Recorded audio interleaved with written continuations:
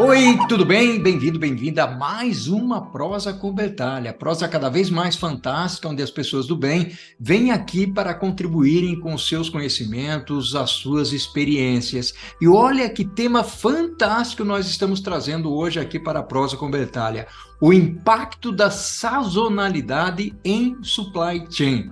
Sazonalidade é um fator importante que afeta diretamente o desempenho dos negócios e da cadeia de abastecimento.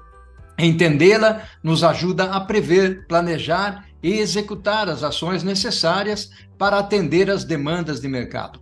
Como sabemos, supply chain é fortemente influenciado pela oferta e pela demanda. A oferta e demanda definem os parâmetros voltados para comprar, produzir e distribuir os produtos. As condições de mercado variam ano a ano. No entanto, quando falamos em sazonalidade, os parâmetros ficam ainda mais complexos. E os tipos de produtos e a maneira como são consumidos é um fator que nos leva a entender, por exemplo, as estações do ano, a época de produção de algumas mercadorias, principalmente no setor agrícola, a volta às aulas, as datas comemorativas e eventos como a Copa do Mundo. E nós vamos refletir sobre este tema fantástico aqui na Prosa com Bertalha. E para isso, eu terei o privilégio de trazer aqui para prosear comigo a Tânia Zahar Miné. Olha só que honra, que orgulho trazer aqui para prosear comigo a Tânia. Tânia, seja bem-vinda à Prosa com Bertalha. Obrigada pelo convite. É um prazer estar aqui com você e com vocês, né, que vão nos ouvir nesse podcast. Olha só que bacana, Tânia, muito bacana o tema realmente que você está trazendo aqui para nós conversarmos sobre ele. Mas antes de nós entrarmos no tema, eu gostaria de fazer um convite já para o pessoal aí se inscrever no canal, acionar o sininho para serem notificados e também botar um joinha para a Tânia, tá? Tânia, quem é a Tânia? É, Rapidamente, né, eu sou, enfim, uma profissional aí de longa data, tenho mais de 30 anos de experiência, né, passei por grandes empresas no segmento de bens de consumo, indústrias como Unilever, como Kimberly, como Santer, como Johnson Johnson, e nos últimos 10 anos, né, eu tenho uma empresa de consultoria voltada para o segmento, né, para a disciplina, vamos dizer assim, de trade marketing.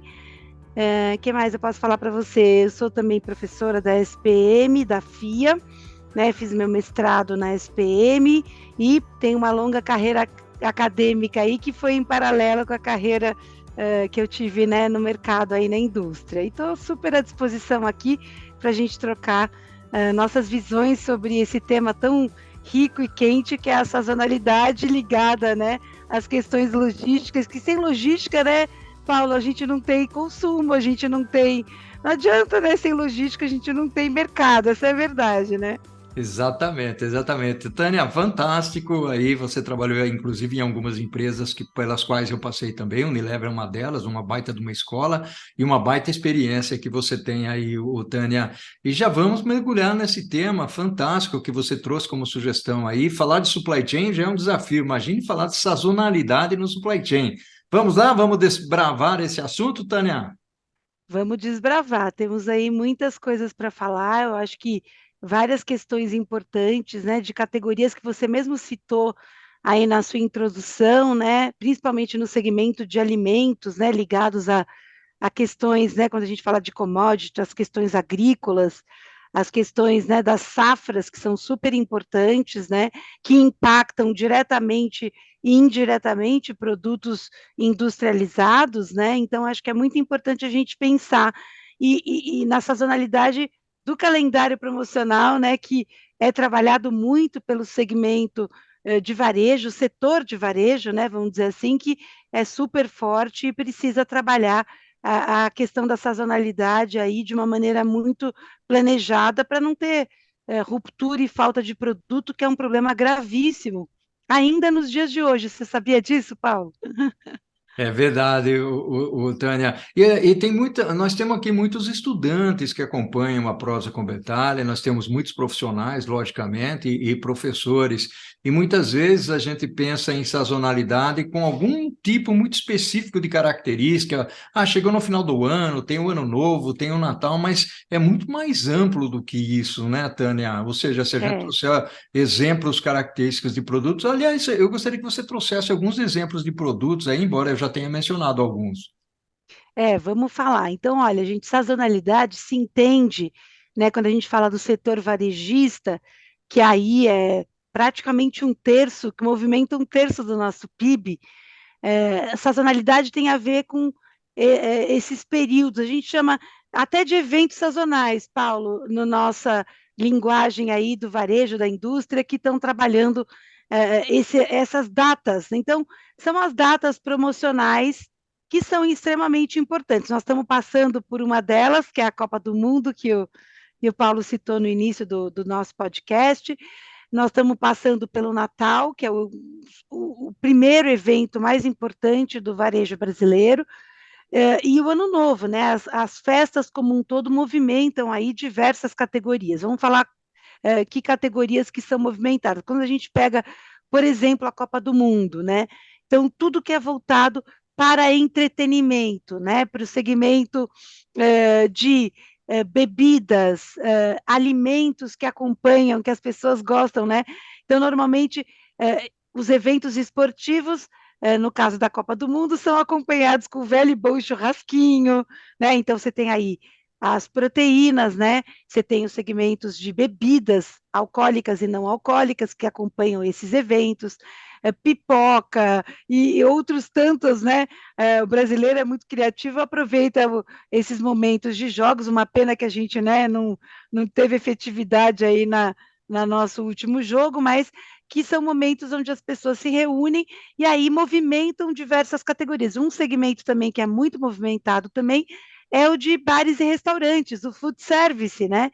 Então a gente tem aí bares e restaurantes que promovem os jogos, colocam lá telões e televisões, então isso também se torna um evento que tem que ser previsto, né, no calendário dessas empresas. Você tem que prever esse evento, senão você não pode fazer um grande jogo do Brasil no seu restaurante sem ter, né, aí o seu o seu pipeline ali de produtos que você vai servir e também organizar todo a sua logística de produtos, né, durante esses jogos, por exemplo. Mas a gente tem outros grandes eventos, né, Paulo, que estão aí por vir, além do Natal, do Ano Novo, da própria Black Friday que acabou de passar. Nós temos também, chegando aí na boquinha, o Carnaval, que é um outro grande evento sazonal, que vai ser aí o primeiro Carnaval em 2 anos, né, em 3 anos de pandemia, que a gente teve Carnaval em 2020, mas 2021 e 2022 a gente não teve em 2021, 2022 um Carnaval tardio. Então, que esse ano ele vai voltar às ruas, né? Se tudo correr bem, se a gente não tiver nenhuma surpresa, e ele movimenta várias categorias também. E aí também a gente fala de segmentos, por exemplo, né, as grandes empresas, a gente fala das produção de fantasias, então o mercado têxtil também fica bem agitado, né? Que é um mercado que ali na 25 de março, né? Nós estamos aqui em São Paulo, é muito conhecido, e tem outros aí pelo Brasilzão todo. Então, também super movimentado. Temos a Páscoa, depois da Páscoa, o Dia das Mães, que também é um grande evento, o Dia dos Namorados, as festas juninas, que eu amo tanto, não sei você, Paulo, mas Eu também. eu adoro uma festa junina. Eu e meu marido, a gente vai todos os anos e aproveita e tudo mais. Nós temos também, de novo, Dia dos Pais e Dia das Crianças, e de novo, ó, e já segui quase um ano inteiro, já estamos de novo na Black Friday. Mas tem outros eventos menores, feiras que movimentam diversos setores. Então, essa questão da gente trabalhar a cadeia logística nesses eventos todos é muito importante. Eu trabalhei muito tempo em marketing e trade marketing na minha carreira, e hoje eu sou professora, dou aula de canais, né, Paulo? Na SPM, na FIA, dou aula de comportamento do consumidor também. Então, a gente sabe o quanto é importante a gente pensar, né, em como a gente vai subsidiar esses eventos todos, fazendo com que os produtos cheguem no prazo correto, na expectativa dos consumidores, dos clientes, né? Porque não é justo a gente fazer um evento como, por exemplo, a Black Friday, até estou passando por isso agora, Paulo. Estou aguardando hoje chegar uns produtos que eu comprei num grande varejista para montar sacolinhas de Natal. E eles já atrasaram, já postergaram 2 vezes essa entrega, do dia 30 para o dia 2 e agora para o dia 9, 3 vezes, na verdade, para o dia 12. Então, já postergaram 3 vezes, eu estou na mão dessa empresa, então isso não pode acontecer, né? Você não pode deixar de cumprir seus compromissos né, com os consumidores, com os clientes. Olha só que contribuição fantástica. Aliás, quando você fala que de não cumprimento de prazos, né, a parte do fulfillment e atender a expectativa, a satisfação do cliente, isso é muito complicado, né? Ou seja, corre o risco de chegar o Natal aí você não ter o presentinho para você montar. Tomara que não, vamos, cross fingers aqui, cruzando o dedo para que chegue e dê tempo para você montar isso.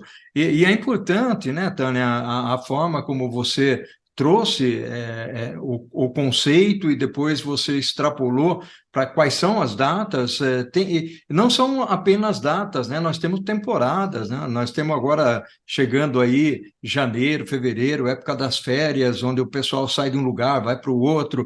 E eu trabalhei na Que Bom, viu, Tânia? E eu me recordo bem que não podíamos perder o prazo de janeiro, fevereiro, temporadas de calor, sábado e domingo que fazia calor, tinha que vender muito sorvete, porque na época de frio, pelo menos no Brasil, não se vende sorvete ou tem uma queda muito grande, né? Eu queria que você desbravasse um pouquinho mais, principalmente o contexto de planejamento e execução, ou você desse um spoilerzinho para a gente continuar mais no segundo tempo da nossa prosa aqui, ô Tânia, pode ser?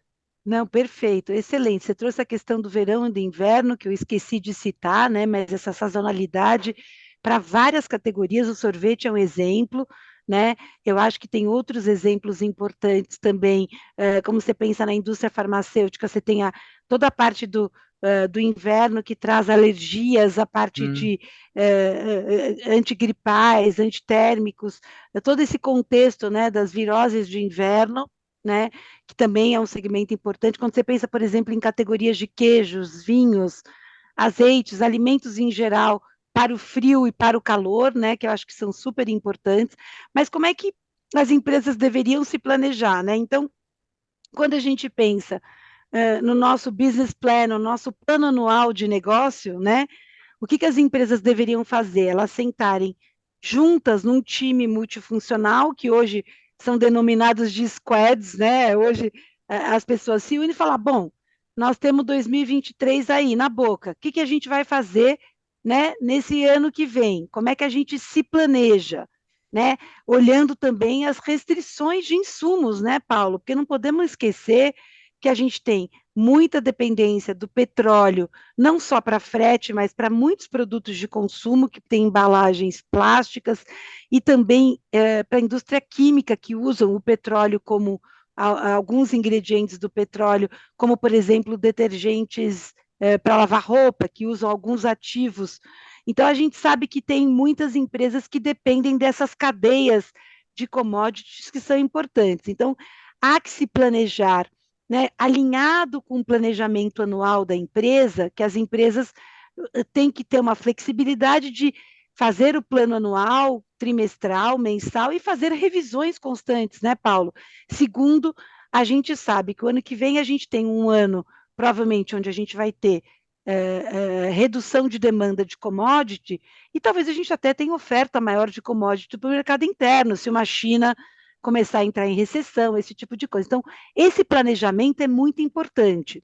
As áreas sentarem juntas, eu sempre fiz, durante esses 30 anos de carreira que eu tenho, eu sempre fiz planejamento de demanda, sabe, Paulo? O famoso S&OP, que nós Sim. sempre fizemos, né, quando a gente estava em marketing e depois em trade, a gente liderou junto com o pessoal de PCP, planejamento de fábrica. Então é importante, gente, trabalhar em time e planejar exatamente qual vai ser a demanda de cada mês, e aí, obviamente, você consegue trabalhar a sua produção e o seu nível de estoque. Pensar na produtividade, que estoques altos são má notícia, né? Porque a gente sabe que hoje a gente tem ter produto parado com uma taxa de juros, com uma Selic não, como nós estamos, também não é bom, né? Porque a gente tem também alimentos, shelf life, outras questões que a gente tem que olhar. O mercado da moda, por exemplo, tem a questão das estações e dos ciclos de lançamento de coleções também, então tudo tem que ser muito pensado entre aquilo que a gente acha que vai vender. Então, se a gente puder trazer um pouco de matemática e de estatística para previsão de demanda, isso é muito importante. Existem ferramentas ótimas aí no mercado que você consegue já prever a sua demanda para um próximo, tanto de mercado quanto de participação. Perdão, Paulo, vai me interrompendo, porque eu sou uma falante assustadora, né? Nós somos, Tânia, nós somos. Tânia, vamos fazer o seguinte: eu vou chamar a Corujinha aqui para a gente tomar um cafezinho, uma água, e nós vamos para o segundo tempo da nossa prosa e vamos continuar falando sobre essa parte de pico de demanda, planejamento, que está realmente muito interessante. E aí, Tânia, tem muita coisa para explorar. Pode ser? Voltamos para o segundo tempo? Vamos para o segundo tempo, porque o tempo ruge, né? E nós vamos falar sobre outros assuntos aqui nesse podcast fantástico com o Paulo. Olha só que prosa fantástica nós estamos tendo aqui, falando sobre sazonalidade em supply chain, sazonalidade na cadeia de abastecimento. Não é um negócio simples, é complicado. A Tânia falou aqui sobre muitos produtos, sobre temporada, nós falamos até sobre sorvete, sobre moda, tem muita coisa. Não é fácil planejar, né, o Tânia? Aí também, como é que a gente aloca a produção para fazer tudo isso? É muito complicado. Vamos seguir aí na sua rotina? Vamos sim, gente. Então, como a gente estava falando na nossa primeira metade aí, esse planejamento conjunto é muito importante, né, de ter uma clareza deste calendário de ações, né, e de como a empresa pretende, por exemplo, fazer inovações, né, Paulo, que daria até um podcast novo falar sobre isso, como é que a gente faz lançamentos e relançamentos de produtos, né? Então, tudo isso é muito importante para a gente ter clareza do que a gente tem naquele ano fiscal, né, para ser produzido, distribuído, né, para preparar a operação para estar atendendo, como disse o Paulo, esses picos. Sorvete é um exemplo de sazonalidade brutal que a gente tem, né? A gente tem produtos, mas acho que sorvete, pelo que eu me lembro, é um dos mais clássicos de sazonalidade muito forte, mas a gente tem sazonalidades mais brandas, por exemplo, em produtos pessoais, né? Quando você pensa em sabonetes, quando você pensa em shampoos, toda essa parte de cuidados com o cabelo, a parte de cuidados com a pele também, que são sazonais também, né? E que você precisa prever.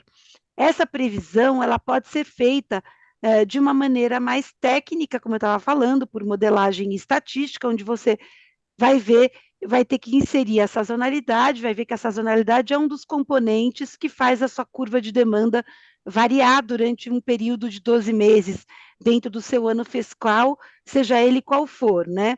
Mas que é muito importante a gente usar esses modelos para a gente prever o comportamento do mercado. E a gente vai alimentando esses modelos com outros indicadores, como renda, por exemplo, como taxa de juros, dependendo do segmento, quando você estiver falando de crediário, eletroeletrônicos, né, que a gente teve uma alta agora, obviamente, um dos reflexos dessa Black Friday mais fraca que a gente teve justamente é isso. A gente teve um componente de juros que inviabilizou as pessoas de fazerem crediário, por exemplo. Então, a gente precisa estar trabalhando essas variáveis que movimentam o mercado e que movimentam essa sazonalidade, olhando um contexto mais abrangente do que só a nossa empresa, né? Olhando o mercado, olhando o comportamento do consumidor, olhando também índice de confiança do consumidor, olhando fatores microeconômicos que são importantes, né? Desse ambiente de mercado, né? Então, isso que eu acho que é legal. E esse planejamento, ele tem que ser feito e revisto mensalmente e trimestralmente nos processos de planejamento de demanda e produção que todas as empresas deveriam adotar, que isso faz parte de formatos já que muitas empresas grandes e médias já adotaram e que isso faz a vida das empresas muito mais fácil e muito mais previsível, né? Se assim a gente pode prever alguma coisa em cenários pandêmicos, né, Paulo? Mas eu acho que a gente tem, talvez para os próximos 12 meses, situações menos atípicas do que nós tivemos nos últimos 2 anos, né? Isso é um ponto importante, sabe, Paulo?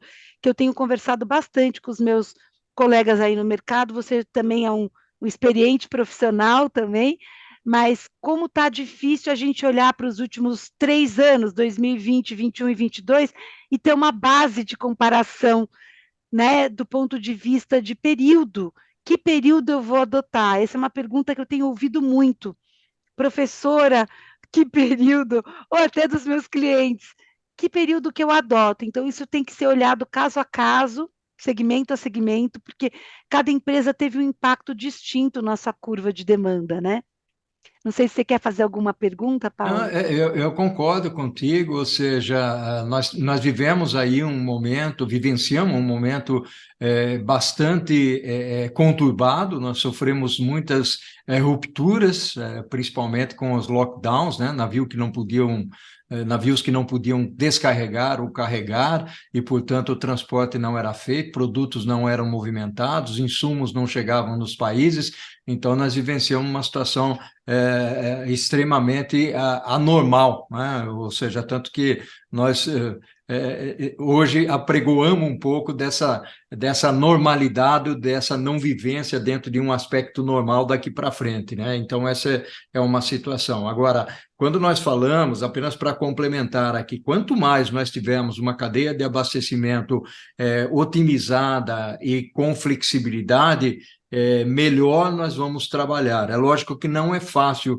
fazer isso. Eu me recordo que durante o período de pandemia houve muito questionamento com relação à manufatura enxuta, à logística enxuta, a baixar os estoques lá atrás, antes da pandemia, e depois, durante a pandemia, sofrer as consequências. E eu entendo até de uma forma diferente, ou seja, a manufatura enxuta, a logística enxuta segue existindo, né? O que as pessoas têm que pensar, logicamente, é qual é a estratégia que eu devo adotar. E uma das coisas que eu queria explorar um pouquinho mais contigo aqui, professora Tânia, é exatamente esse lado de entender o mercado. Às vezes nós nos jogamos, né, aí vamos pegar um diretor de operações, um diretor de supply chain, né, que está todo dia com problema, tentando atender os pedidos, olhando os estoques, a produção e tal, e não olha o mercado, não entende a estratégia, não faz adequadamente essas reuniões de Sales Operations Planning que você estava falando aí,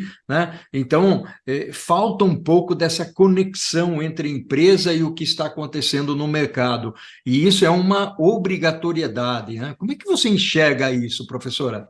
Eu acho que é uma grande oportunidade que a gente tem, um grande gap ao mesmo tempo, que é uma fraqueza de muitas empresas, e o Brasil, ele tem um problema sério de informação.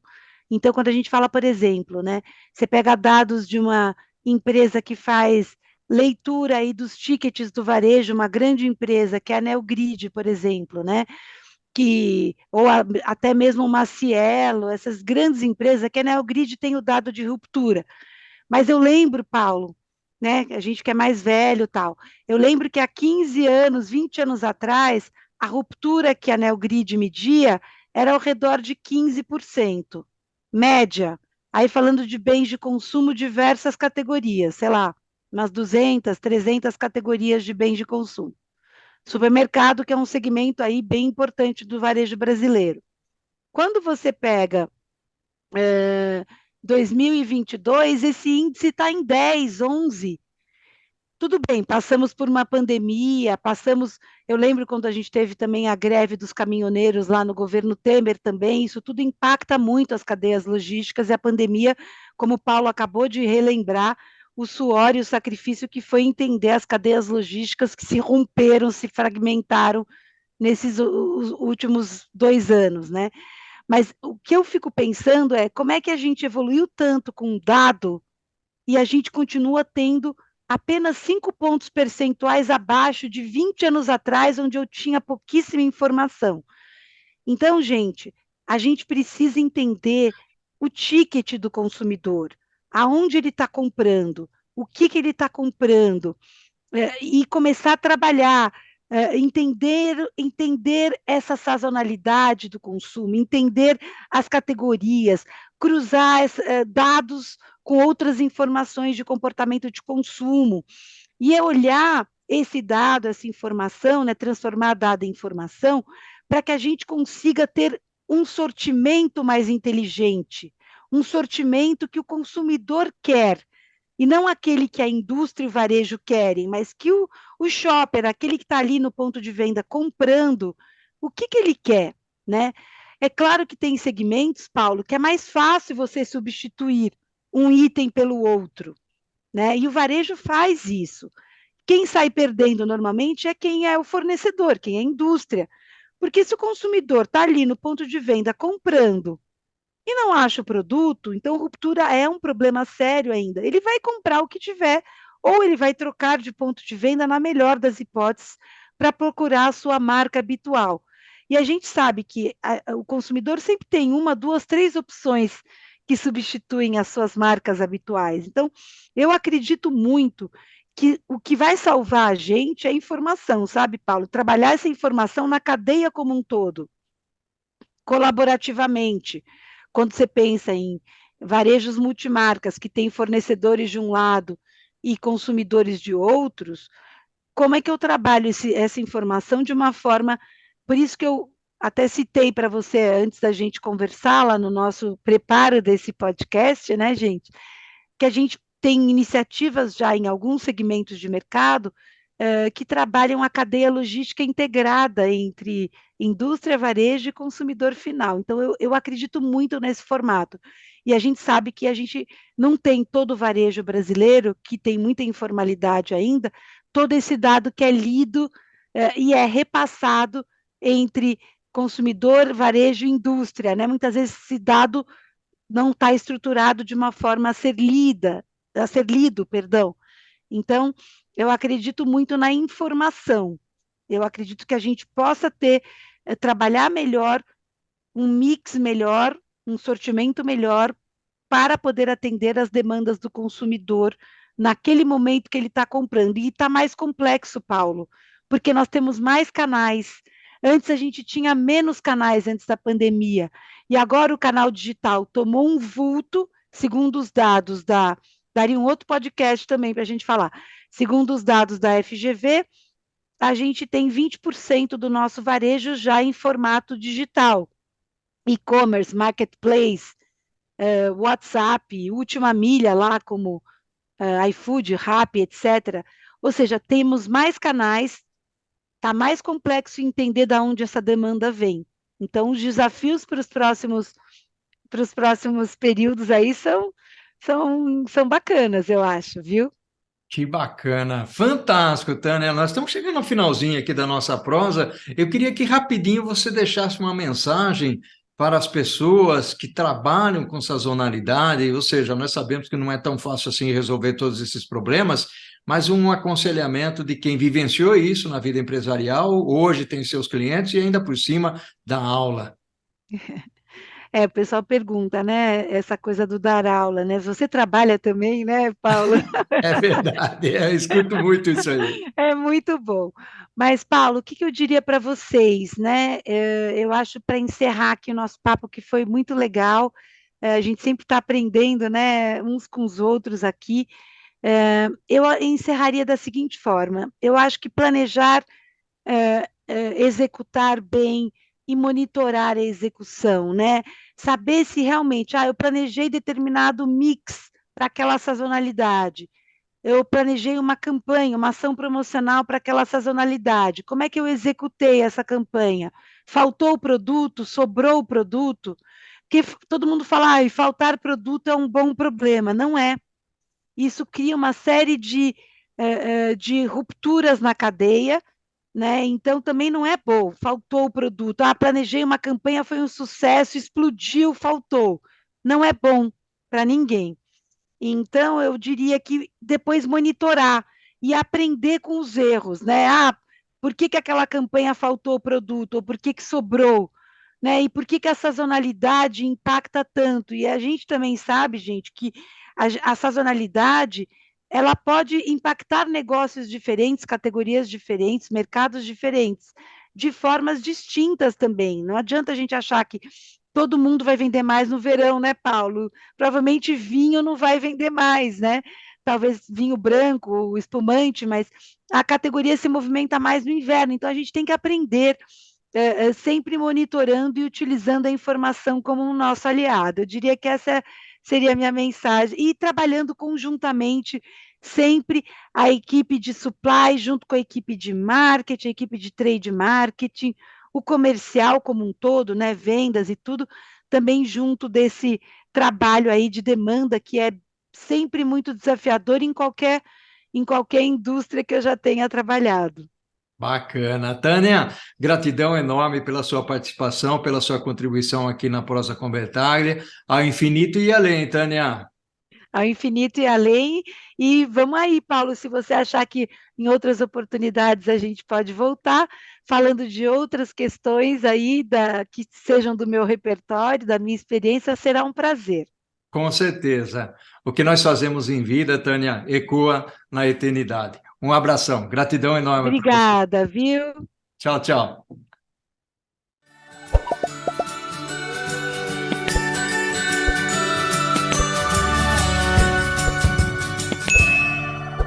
Ao infinito e... Amém!